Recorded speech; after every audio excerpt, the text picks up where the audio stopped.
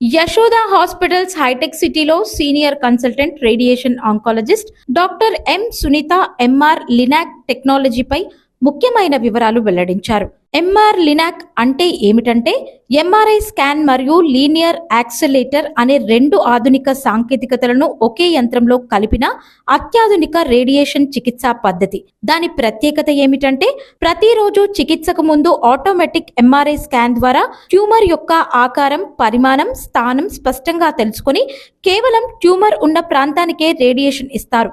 దీని లాభాలేంటంటే ఆరోగ్యకరమైన అవయవాలకు తక్కువ ప్రభావం, సైడ్ ఎఫెక్ట్ తగ్గింపు, అధిక ఖచ్చితత్వం, తక్కువ కాలంలో చికిత్స పూర్తి. ఏ క్యాన్సర్లకు ఉపయోగపడుతుంది? Prostate, rectal, uterus, cervix, bladder, lung, pancreas మరియు బ్రెయిన్ ట్యూమర్ల వంటి క్లిష్టమైన క్యాన్సర్ల చికిత్సలో మంచి ఫలితాలు ఇస్తోంది. బ్రెయిన్ ట్యూమర్లలో ప్రత్యేక ప్రయోజనం: ఎంఆర్ఐ గైడెన్స్ వల్ల ట్యూమర్ను మిల్లీమీటర్ స్థాయిలో ఖచ్చితంగా గుర్తించి రేడియేషన్ ఇవ్వగలుగుతున్నారు. చికిత్సా సమయం ఎంతంటే కొన్ని సందర్భాల్లో కేవలం 5 రోజుల్లోనే పూర్తి చికిత్స సాధ్యమవుతోందని తెలిపారు. భారతదేశంలో తొలుగా ప్రవేశపెట్టిన ఆసుపత్రి ఈ టెక్నాలజీని 2 సంవత్సరాల క్రితం భారతదేశంలో తొలిసారి ప్రవేశపెట్టిన ఆసుపత్రి ఏదంటే ఈ టెక్నాలజీని 2 సంవత్సరాల క్రితం దేశంలోనే తొలిసారిగా యశోద హాస్పిటల్స్ హైటెక్ సిటీలో ప్రవేశపెట్టినట్లు వెల్లడించారు. డాక్టర్ సునీత అభిప్రాయం ప్రకారం ఎంఆర్ లినాక్ రేడియేషన్ థెరపీలో కొత్త యుగానికి నాందిగా నిలుస్తోంది. అందరికీ నమస్కారం. నా పేరు డాక్టర్ సునీత. నేను ఒక కన్సల్టెంట్ రేడియేషన్ ఆంకాలజిస్ట్గా వర్క్ చేస్తున్నాను హైటెక్ సిటీ యశోద హాస్పిటల్ హైదరాబాద్ నుంచి. అయితే క్యాన్సర్ స్పెషలైజేషన్లో 3 మెయిన్ రకాల ట్రీట్మెంట్స్ ఉంటాయి. ఒకటి సర్జరీ, తర్వాత కీమోథెరపీ, ఇంకొకటి రేడియేషన్ థెరపీ. రేడియేషన్ థెరపీ అనగానే జనాలకి చాలా భయం ఉంటుంది. అది ఒక కరెంట్ ట్రీట్మెంట్, షాక్ కొట్టినట్టు ఉంటుంది. ఈ ట్రీట్మెంట్ జరిగితే మొత్తం బాడీ అంతా నల్లగా అయిపోతుంది, చాలా సైడ్ ఎఫెక్ట్స్ ఉంటాయి, ఇబ్బందులు ఎక్కువ ఉంటాయి. ఒక్కసారి ట్రీట్మెంట్ అయిపోయిన తర్వాత లైఫ్ లాంగ్ వాళ్ళకి కాంప్లికేషన్సే ఉంటాయి అనేది ఈ జనాల్లో చాలా భయం అనేది ఎక్కువగా కనిపిస్తుంది.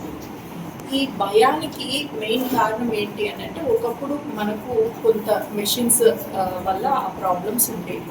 అంటే ఒక 20-25 ఇయర్స్ బ్యాక్ మేము స్టూడెంట్స్గా స్టార్ట్ చేసినప్పుడు అలాంటి కాంప్లికేషన్స్ చాలానే చూసేవాళ్ళం. అంటే ఎస్పెషల్లీ ఈ సర్వైకల్ క్యాన్సర్ ఉన్నా, లేకపోతే ప్రాస్టేట్ క్యాన్సర్ ఉన్నా, ఈ క్యాన్సర్ పేషెంట్స్లో లాంగ్ టర్మ్లో వీళ్ళకి యూరిన్లో రక్తం రావటం, ఆ తర్వాత మోషన్లో రక్తం రావటం, ఇవన్నీ ఏంటి అని అంటే ట్యూమర్ తగ్గిపోయినా కానీ ట్యూమర్ అయిపోయింది అంటే ట్రీట్మెంట్ అయిపోయిన తర్వాత రేడియేషన్ వల్ల వచ్చిన సైడ్ ఎఫెక్ట్స్ తోటి వీళ్ళకి ఆ బాధలన్నీ ఉండేవి.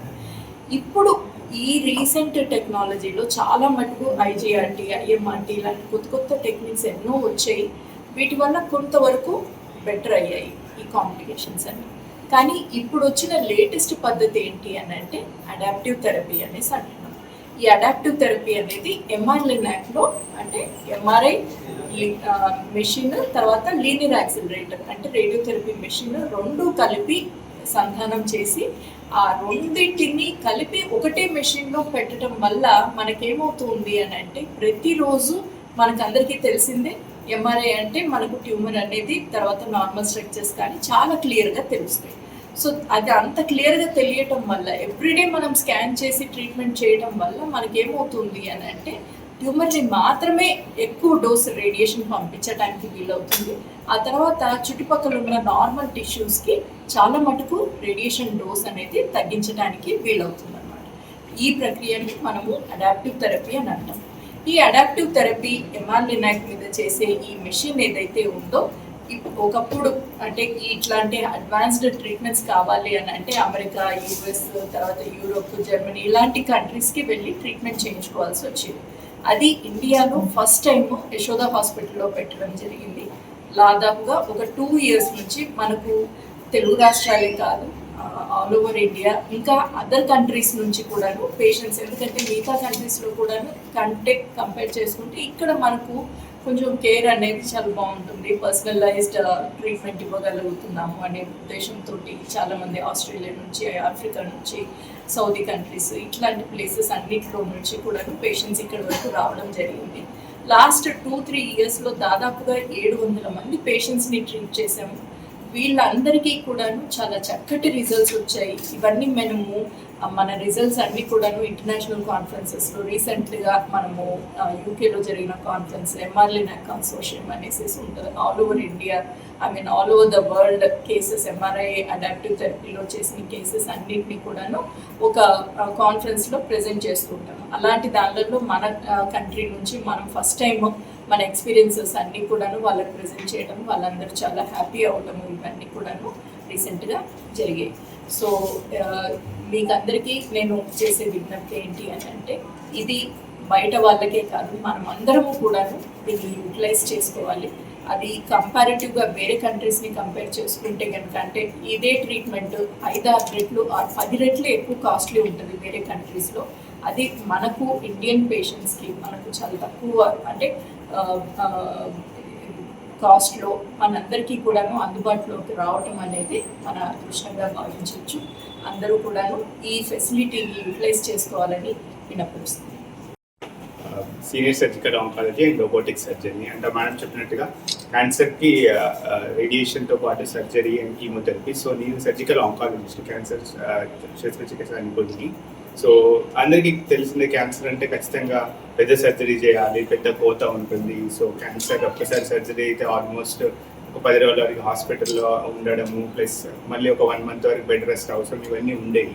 కానీ ఇప్పుడున్న అడ్వాన్స్ టెక్నాలజీస్ వల్ల ఏంటి అని అంటే, క్యాన్సర్ని బెటర్గా అండర్స్టాండింగ్ చేసుకోవడం వల్ల ఏమవుతుందంటే, ట్యూమర్ని మినిమల్ ఇన్వేసివ్ పద్ధతి ద్వారా, లైక్ అంటే రోబోటిక్ సర్జరీ ద్వారా క్యాన్సర్ని కంప్లీట్గా రిమూవ్ చేయడంతో పాటు క్వాలిటీ ఆఫ్ లైఫ్ని కూడా బెటర్గా ఉంచగలుగుతున్నాం. అంటే ప్రీవియస్గా ముందు ఎలా ఉండేది అంటే, ట్యూమర్ని చేతిలో పట్టుకొని ఎంతవరకు వెళ్ళిందో చూసుకొని చేయాల్సిన అవసరం పడేది. బట్ ఇప్పుడున్న అడ్వాన్స్ టెక్నాలజీస్ అంటే ఈ రోబోటిక్ శస్త్రచికిత్సలో ఎలా అంటే 3 డైమెన్షనల్ విజన్ ఉంటుంది. అంటే 3Dలో మనకు కనిపించినట్టుగా విజన్ ఉంటుంది, అండ్ 10 times మ్యాగ్నిఫికేషన్ ఉంటుంది, 10 రెట్లు చూడగలుగుతాం. అండ్ ఆ రోబోటిక్ ఇన్స్ట్రుమెంట్స్ ఎలా అంటే, మన హ్యాండ్స్ కూడా అంటే అబ్డామిన్ లోపల, అంటే పొట్టలో ఆపరేషన్ చేస్తున్నప్పుడు మనం కోసి కట్ చేసి మనం లోపల చేయబెట్టినట్టుగా ఆ రోబోటిక్ ఇన్స్ట్రుమెంట్స్ అలా ఉంటాయి అన్నమాట. సో మన యాజ్ ఇఫ్ హ్యాండ్స్ మన పొట్టలో పెట్టి చేస్తున్నట్టుగా, బట్ మన పైన కట్టు పొట్ట పైన జస్ట్ 8 millimeters కట్ ఉంటుంది. అంటే మేజర్ కట్ లేకుండా మినిమల్ కట్తో మనం కంప్లీట్ సర్జరీ చేయగలుగుతాం. అలాగే దీంట్లో ఏంటంటే ఇంకొక technology smart fire technology and firefly technology అని. దీంట్లో ఏంటంటే ఫైర్ఫ్లై టెక్నాలజీ అని ఏంటంటే ఒక చిన్న డై ఇస్తాం అనమాట. ఏదైనా ఎక్కడైనా సపోజ్ యూట్రస్ సర్జరీ అంటే గర్భసంచి క్యాన్సర్ సర్జరీ చేస్తున్నప్పుడు లింఫ్ నోడ్స్కి స్ప్రెడ్ అయిందా లేదా అనేది తెలుసుకోవడానికి ఒక చిన్న ఇంజెక్షన్ ఇచ్చి ప్రిసైజ్గా దాంట్లో ఒక కెమెరా స్విచ్ ఆన్ చేస్తే వీ కెన్, అంటే ఎక్కడైతే ట్యూమర్ సెల్స్ ఉన్నాయో అది రికగ్నైజ్ చేయగలుగుతాం. సో అక్కడే సర్జరీ చేయడం ద్వారా ఏమవుతుందంటే మినిమల్ మార్బిడిటీ అంటే టిష్యూ డ్యామేజ్ తక్కువ ఉండే అవకాశం ఉంది. స్మార్ట్ ఫైర్ టెక్నాలజీ అనేది ఎలా అంటే, ముందుట్లో అంటే ఒక సపోజ్ ఒకరికి రెక్టల్ క్యాన్సర్స్ ఉన్నాయి, రెక్టల్ క్యాన్సర్ ఉన్నప్పుడు ఖచ్చితంగా పర్మనెంట్గా కొలాస్టమీ పెట్టాల్సిన అవసరం ఉండేది. ఎందుకు అంటే 2 పేగులను అతికించేటప్పుడు లీకేజ్ ఛాన్సెస్ ఎక్కువ ఉంటాయి కాబట్టి. సో అలాంటప్పుడు ఖచ్చితంగా బాడీకి మళ్ళీ రిస్క్ అవ్వకుండా ఉండడానికి మనం టెంపరీ కానీ పర్మనెంట్ కానీ పేగులు బయట పెట్టేది, అంటే మోషన్ పొట్ట మీద నుంచి వెళ్ళేది. బట్ ఇప్పుడున్న ఈ అడ్వాన్స్ టెక్నాలజీ వల్ల ఏంటంటే ఇట్ ఈస్ ఆర్టిఫిషియల్ ఇంటెలిజెన్స్. అంటే నేను స్టేప్లను ఫైట్ చేస్తున్నప్పుడు ఆ మిషన్ నాకు చెప్తుంది, సో ఎంత థిక్నెస్ ఆఫ్ టిష్యూ ఉంది, ఈ స్టాప్లర్ సరిపోతుందా లేదా అనేది నాకు వార్న్ చేస్తుంది. సో దానివల్ల ఏంటంటే ఖచ్చితత్వంతో ఖచ్చితంగా స్టాప్లర్స్ లీక్ లేని పరంగా చేయొచ్చు అనమాట. అలా చేయడం వల్ల ఏమవుతుందంటే తొందరగా పేషెంట్ కూడా తొందరగా రికవర్ అవ్వడము, మళ్ళీ ఇంకొక సర్జరీ అవసరం లేకుండా వీలయ్యే అవకాశం ఉంటుంది.